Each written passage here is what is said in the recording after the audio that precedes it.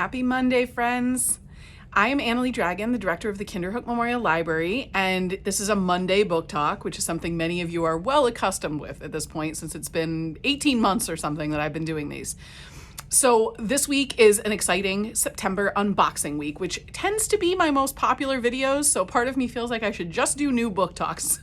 I do have another one planned for a week or two from now too, to hit on some of the ones I didn't get through in this book talk, because as many of you may or may not realize, I'm ordering 50 plus titles at a time. And so sometimes I don't get to cover every book that I want to talk about in one book talk, because it would be too long and nobody wants to hear me for that long. So I've got 7 or 8 titles today, fiction and nonfiction, that we're going to go through that are brand new. Some of them have waiting lists. Some of them will be sitting here on the shelf, but they're all available and you could put holds on them and get ready to read some new books. So let's get started.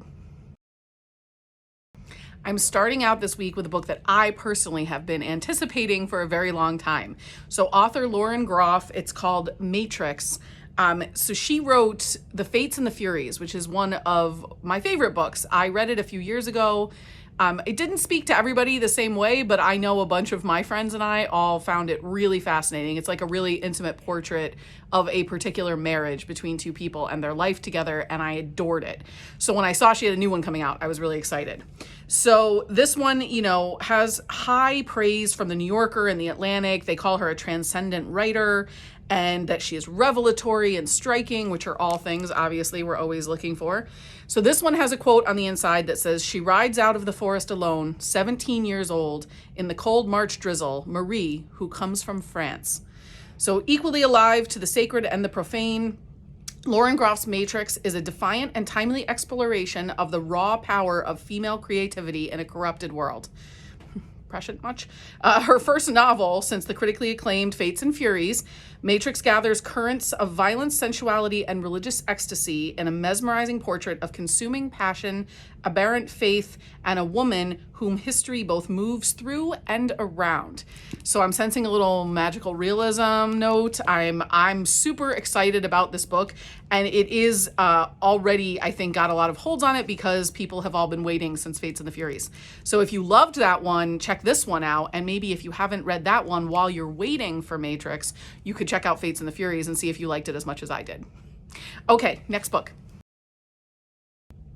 So speaking of authors who you may already know and love, Colm Tóibín, who wrote Brooklyn and The Master, has come out with a new book called The Magician, as you saw the cover before there. And so he is considered a brilliant, beloved, and dazzling novelist, which I would agree with. And this is, again, an epic family saga set across half a century. So that feels very similar in tone to Brooklyn for those of you who read the book or watched the movie or both.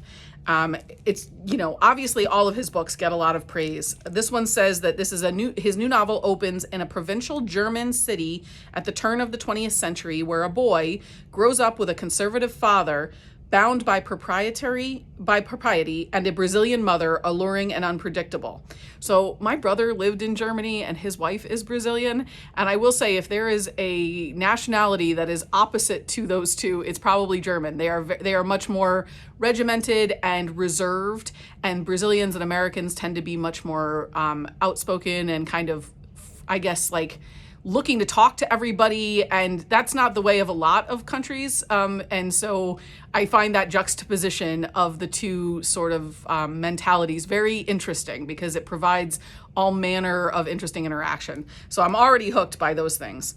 And it says that the young man hides his artistic aspirations from his father and his homosexual desires from everyone.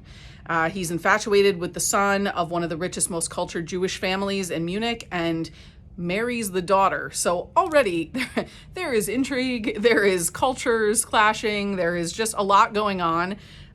This book, as the others, has gotten amazing reviews, and it says that, as with everything Colm Tóibín sets his masterful hand to, The Magician is a great imaginative achievement, immensely readable, erudite, worldly, and knowing, and fully realized.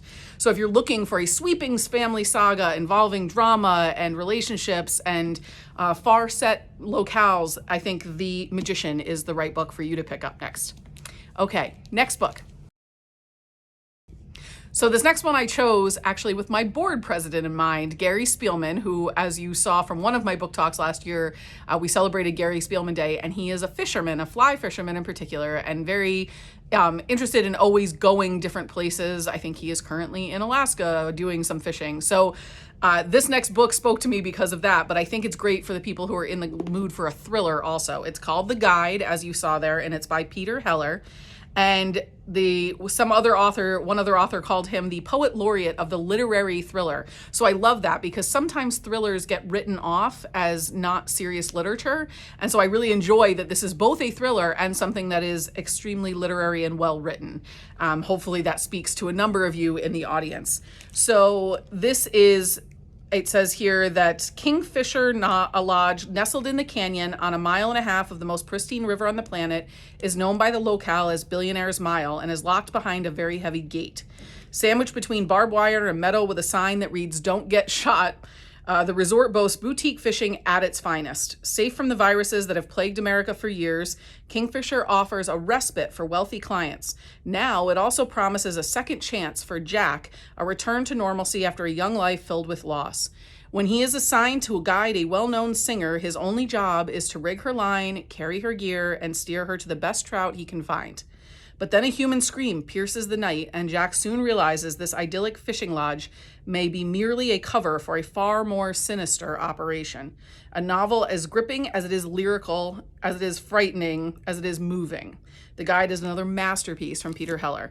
So there's a number of things here. I love the thriller aspect of this. I don't know much about fly fishing or fishing in general, but I love a gorgeous locale like a national park or a private preserve like this, and I love the thriller aspect of it. That would get me and suck me right in. So if you have interest in either or both of those things, this book might be an excellent book for you, and I've also already recommended it to Gary to read. So The Guide by Peter Heller. Okay, next book. So this next book, The Gold in These Hills by Joanne Bischoff, is a little bit different in tone. It's not so much thriller. It's a captivating story of hope and love, and they say it's told by a masterful storyteller. So one wild and mysterious ghost town, 2 second chance love stories, and the century-old legacy that binds them together. So this is a warmer, fuzzier feeling, although there's some obviously sentimentality and maybe heartbreak involved. It's not like a thriller or a dark kind of book. So it's written in 1902. That's when it's set. It's not written then, it's written now. It's set in 1902. And it says, upon arriving in Kenworthy, California, mail order bride Juniper Cohen is met by the pounding of the gold mine, an untamable landscape, and her greatest surprise of all, the kind and loving man who awaits her. But when the mine proves empty of profit, and when Juniper's husband John vanishes, Juniper is left to fend for herself and her young daughter in a dwindling boomtown that is now her home. So if you are motivated by family stories, historical fiction, because obviously this takes place a long time ago, in the early 1900s and in California and during the gold rush. So maybe any one of those aspects speaks to you, but it seems more relationship and character driven, which I really enjoy. So The Gold in These Hills by Joanne Bischoff. Okay, I have one more fiction book, and then I got a couple quick nonfiction to cover for you. So we're going back dark a little bit for the last fiction book, The Darkness Knows by Arnaldur Indridason. I'm sorry, I murdered that name. Indridason.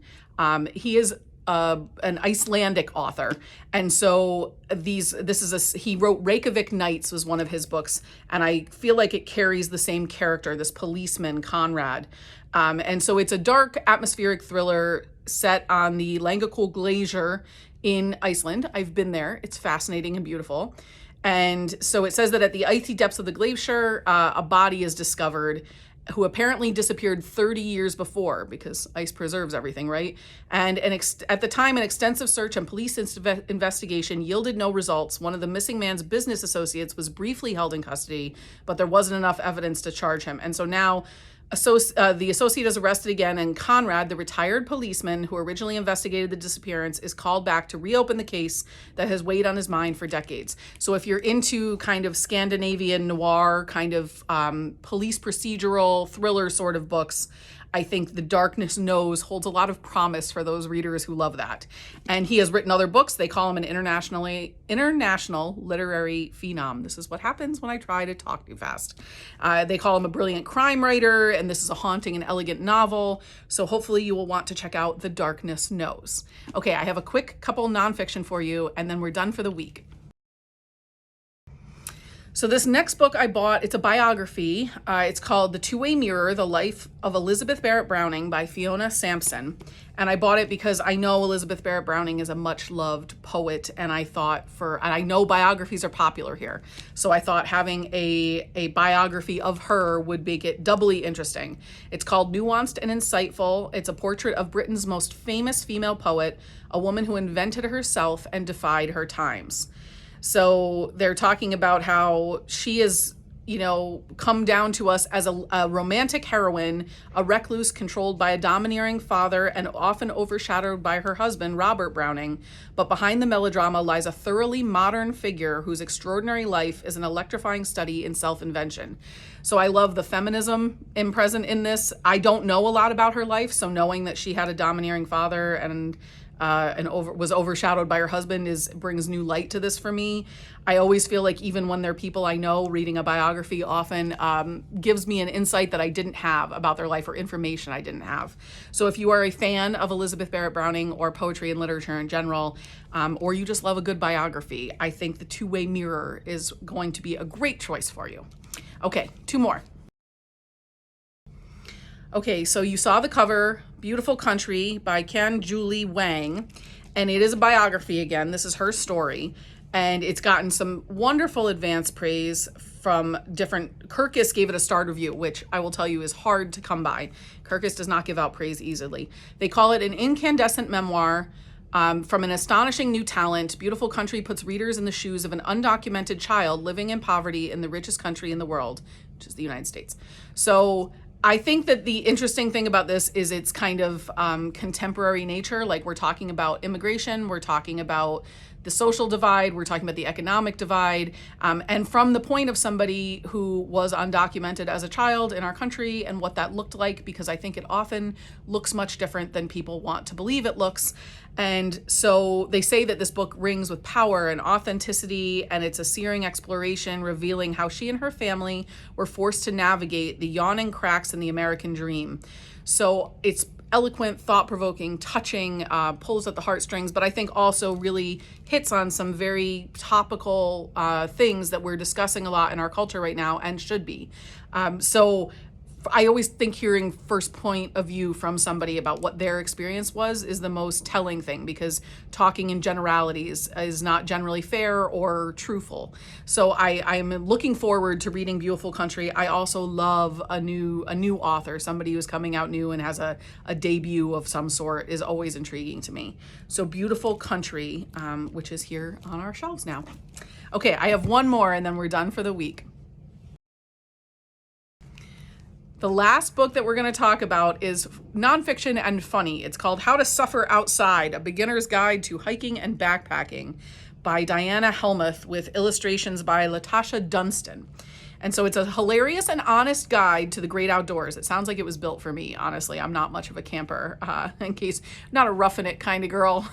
So it says, nature doesn't care about your gender, race, shape, size, bank account balance, or the number of Instagram followers you have. Whether you want to hike or backpack, Diana Helmuth serves up the advice you need to get out there. Part critique of modern hiking culture and part how-to. How to Suffer Outside helps novice hikers get started without spending a fortune. Even seasoned hikers will find plenty of tips. So it's got illustrations. Each chapter focuses on an essential topic: gear, food, hygiene, clothing, and more. They've got tips and checklists and resources. So it's funny, but it's also very practical and useful. And I got it because while the summer is coming to an end, the fall is often a great time to hike in our area in the Adirondacks or the Berkshires, because of all the foliage and the colors, and the cooler weather speak to a lot of people who maybe don't want to hike in the summer. So hiking season is not over. And if you are one who wants to get out there and try something, it looks like this book has something for you, whether you are seasoned or brand new. So How to Suffer Outside is the newest book here that I'm going to talk about. And the last one for this week. So that is a whole pile of new books for you to peruse and check out and get on the holds list for. And as I said, I have another little stash that's coming in a week or two for you to view. And hopefully that'll keep you interested and wanting to see what's coming into the library. I hope you all have a wonderful week, and I look forward to talking to you next week. Bye, everyone.